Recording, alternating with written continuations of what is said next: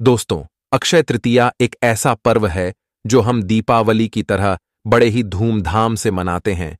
हिंदू पंचांग के अनुसार वैशाख माह के शुक्ल पक्ष की तृतीया तिथि को अक्षय तृतीया का त्योहार मनाया जाता है। सनातन धर्म में अक्षय तृतीया का खास महत्व होता है। इस दिन मां लक्ष्मी की विशेष पूजा आराधना करने पर घर खुशियों और धन दौलत से भर जाता है। अक्षय तृतीया को अबूझ मुहूर्त माना गया है, यानी इस तिथि पर बिना मुहूर्त का विचार किए कोई भी शुभ और मांगलिक कार्य किया जा सकता है। अक्षय तृतीया पर पूजा और दान करने पर अक्षय पुण्य की प्राप्ति होती है। तो दोस्तों, आज हम बात करेंगे अक्षय तृतीया कब है, 10 मई या 11 मई, और साथ ही जानेंगे अक्षय तृतीया का पर्व इतना महत्वपूर्ण क्यों है कि इसे गर्मियों की धनतेरस कहा जाता है। इसके शुभ योग, पूजा विधि के बारे में, इस दिन क्या करें क्या ना करें, इस दिन किस चीज की खरीदारी करनी चाहिए, और इस दिन किए जाने वाले कुछ चमत्कारी उपायों के बारे में आज की वीडियो में बात करेंगे। उम्मीद करते हैं आप इस वीडियो को पूरा जरूर देखेंगे, लेकिन वीडियो को शुरू करने से पहले आप इस वीडियो को लाइक अवश्य कर दें। साथ ही चैनल पर नए हैं तो चैनल को सब्सक्राइब कर देना। इस वर्ष अक्षय तृतीया पर बहुत ही अच्छा योग बन रहा है। वैदिक ज्योतिष के जानकारों के मुताबिक इस बार 100 साल बाद अक्षय तृतीया पर गजकेसरी राजयोग बन रहा है। दरअसल अक्षय तृतीया पर चंद्रमा और देवगुरु बृहस्पति की युति होने से गजकेसरी योग का निर्माण होगा। ज्योतिष शास्त्र में गजकेसरी योग को बहुत ही शुभ योग माना गया है। इस अलावा अक्षय तृतीया पर मालव्य योग, धन योग, रवि योग, उत्तम योग और शश योग को मिलाकर कुल 5 महाशुभ योग बनेगा। आज यानी अक्षय तृतीया के विशेष दिन ही कृष्ण सुदामा का मिलन हुआ था, और महाभारत के अनुसार अक्षय तृतीया के दिन ही भगवान श्री कृष्ण ने पांडवों की पत्नी द्रौपदी को पांडवों के अज्ञातवास के दौरान अक्षय पात्र भेंट किया था। अक्षय पात्र की विशेषता थी कि इसमें भोजन कभी खत्म नहीं होता था। जितनी मात्रा में जितना भोजन चाहिए चमत्कारिक ढंग से प्राप्त होता था। अक्षय तृतीय दिन ही वह खास अवसर था जिस दिन महर्षि वेदव्यास जी ने महाभारत लिखना शुरू किया था, और महाभारत में ही श्रीमद् भागवत गीता भी समाहित है। इस दिन अगर आप गीता में समाहित 18वें अध्याय का पाठ करते हैं तो इससे अक्षय पुण्य की प्राप्ति होती है। तो चलिए जानते हैं साल 2024 में अक्षय तृतीया की तिथि कब है। दोस्तों, पंचांग के अनुसार अक्षय तृतीय तिथि का प्रारंभ होगा 10 मई सुबह 4:17 पर, और इसकी समाप्ति होगी 11 मई सुबह 2:50 पर। 10 मई शुक्रवार को अक्षय तृतीया का दुर्लभ शुभ महासंयोग प्राप्त हो रहा है, क्योंकि शुक्रवार का दिन मां लक्ष्मी का है और अक्षय तृतीया इस बार शुक्रवार को ही मनाई जाएगी।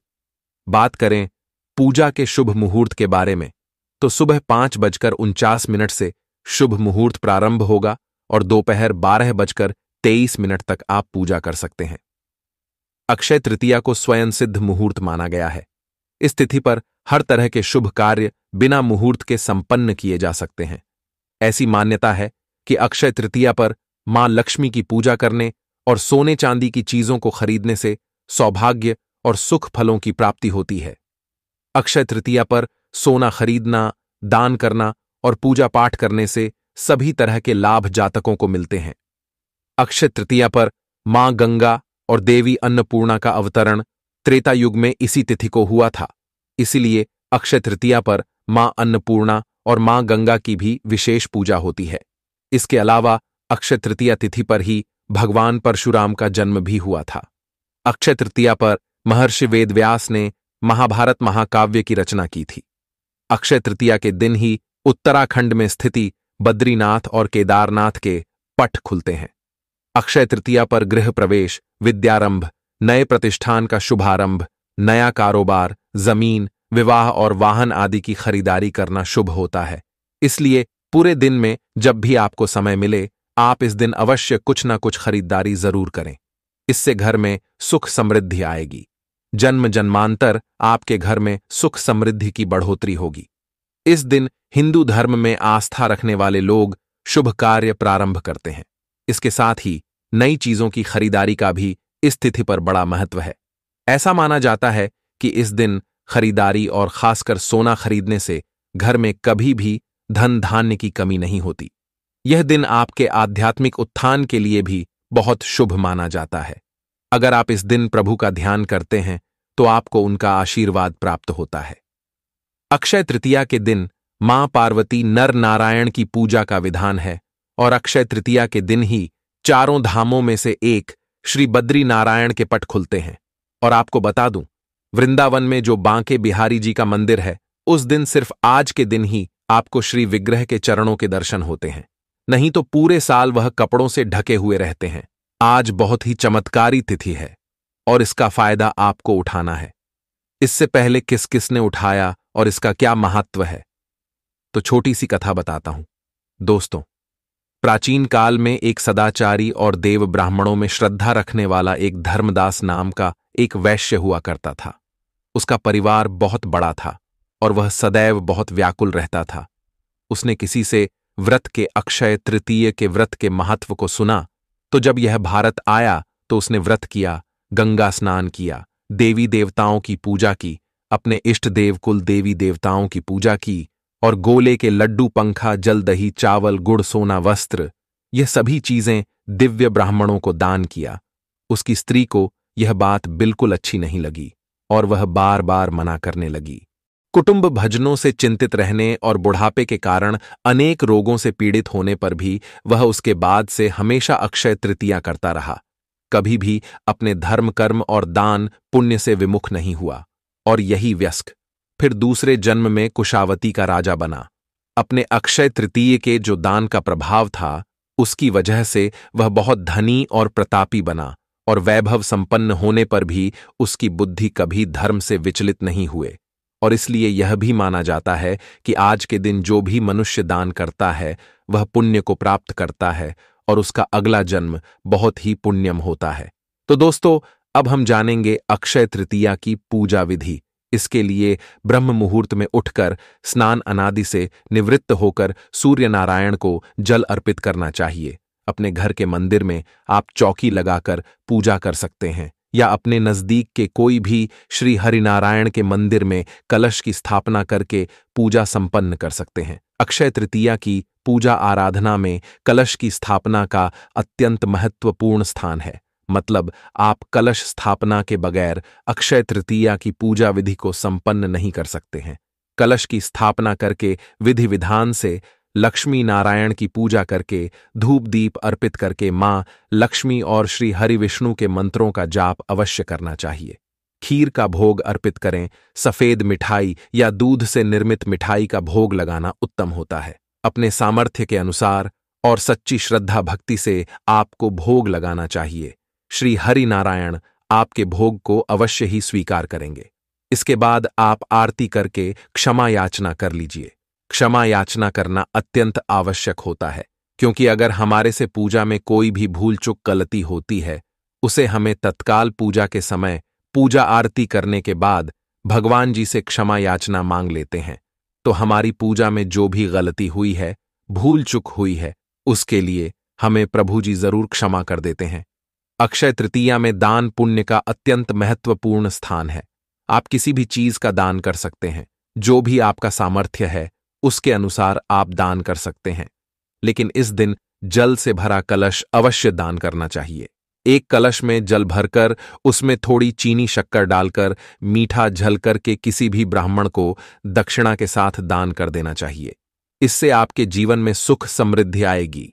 साथ ही आपके जीवन में अगर आर्थिक तंगी है तो उससे भी छुटकारा आपको मिल जाएगा। तो अब जानते हैं इस दिन क्या करना चाहिए। दोस्तों, अक्षय तृतीया का दिन मां लक्ष्मी को प्रसन्न करने का दिन कहा जाता है। अगर इस दिन मां लक्ष्मी के मंत्रों का हम अधिक से अधिक जाप करते हैं तो इससे हमें जन्म जन्मांतर के लिए मां लक्ष्मी की कृपा प्राप्त होती है। इस दिन मां लक्ष्मी श्री हरिनारायण के पूजा पाठ करके विष्णु सहस्त्र नाम का हमें पाठ करना चाहिए। इस दिन श्री सूक्त या कनकधारा का पाठ भी कर सकते हैं। कोई भी महालक्ष्मी के मंत्र का जाप आप कर सकते हैं। आप इस मंत्र का जाप 108 की संख्या में अधिक से अधिक करके अपने जीवन का उद्धार कर सकते हैं। जीवन में सुख समृद्धि और खुशियां ला सकते तो आप जरूर उस दिन इस मंत्र का जाप करिए। आपके घर के आसपास जो भी मंदिर है, देवी देवताओं का मंदिर है, उनकी पूजा आराधना जरूर करनी चाहिए। दीपदान करिए, शिवालय जाकर पंचामृत से शिवजी का अभिषेक अवश्य करना चाहिए। गंगा जल से आप विशेष रूप से अभिषेक करिए। अगर आपको आर्थिक तंगी है तो आप गन्ने के रस से शिव जी का अभिषेक करें और शिव तांडव का पाठ करिए। लेकिन ऐसे कुछ कार्य ऐसे होते हैं जो कि अक्षय तृतीया पर हमें भूलकर भी नहीं करना चाहिए। शास्त्रों में कहा गया है कि जो कर्म हम करते हैं सभी कर्म अक्षय फल प्रदान करने वाले होते हैं। जो भी हम अच्छा बुरा करते हैं वह सब कुछ संचय हो जाता है। इस दिन किसी भी प्रकार से किसी को भी कष्ट नहीं पहुंचाना चाहिए। चोरी नहीं करना चाहिए, झूठ नहीं बोलना चाहिए, सभी जीवों पर दया करना चाहिए, क्रोधित नहीं होना चाहिए, निंदा भी नहीं करना चाहिए, किसी को अपशब्द नहीं बोलना चाहिए। कोई भी कुछ भी आपसे मांगे तो अवश्य दे देना चाहिए, क्योंकि क्या पता किस भेष में आपको नारायण मिल जाए, उसे कुछ ना कुछ अवश्य देना चाहिए। दोस्तों, आज के दिन तामसिक भोजन नहीं करना चाहिए। तामसिक भोजन में लहसुन, प्याज, मदिरा, बीड़ी, सिगरेट, इस तरह का कोई भी चीज आपको तामसिक भोजन ग्रहण नहीं करना चाहिए। आप सात्विक भोजन बनाकर स्वयं और परिवार को ग्रहण करना चाहिए। इस दिन शुद्ध शाकाहारी सात्विक भोजन बनाकर भगवान को भोग अर्पित करिए। उसके बाद स्वयं अपने परिवार के साथ ग्रहण करिए। इससे महालक्ष्मी श्री नारायण की कृपा आप पर सदा सदा के लिए बनी रहेगी। परिवार हमेशा सुरक्षित रहेगा, सारी मनोकामनाएं पूरी होगी, आर्थिक स्थिति मजबूत होगी, सफलता की प्राप्ति होगी। अक्षय तृतीया के दिन माता लक्ष्मी को गुलाब का या फिर आप कमल का फूल अर्पित करिए। गुलाबी रंग के, पीले रंग के कपड़े पहनकर पूजा करें। साथ ही मोती या फिर स्फटिक की माल से आप महालक्ष्मी का कोई भी बीज मंत्र का जाप करिए। अक्षय तृतीया के दिन गणेश जी के बाल स्वरूप को घर लेकर आए और अपने घर के मुख्य द्वार पर लगा दे। अगर आप ऐसा कर लेते हैं तो मां लक्ष्मी स्वयं आपके साथ गणेश जी के साथ विराजमान होके आपके घर में हमेशा हमेशा के लिए निवास करते हैं। उस दिन माता लक्ष्मी का श्री हरि विष्णु का प्रिय भोग चावल की खीर का भोग लगा दीजिए। साथ में आप केले अवश्य चढ़ाएं, क्योंकि पीला रंग अति प्रिय है, तो आप इस दोनों कार्य को अवश्य करें। तो दोस्तों, उम्मीद करता हूं आपको यह जानकारी पसंद आई होगी। अगर वीडियो में बताई गई जानकारी पसंद आए तो लाइक कर दीजिए और चैनल पर नए हैं तो चैनल को भी सब्सक्राइब कर देना। मिलते हैं एक और नई जानकारी के साथ। धन्यवाद।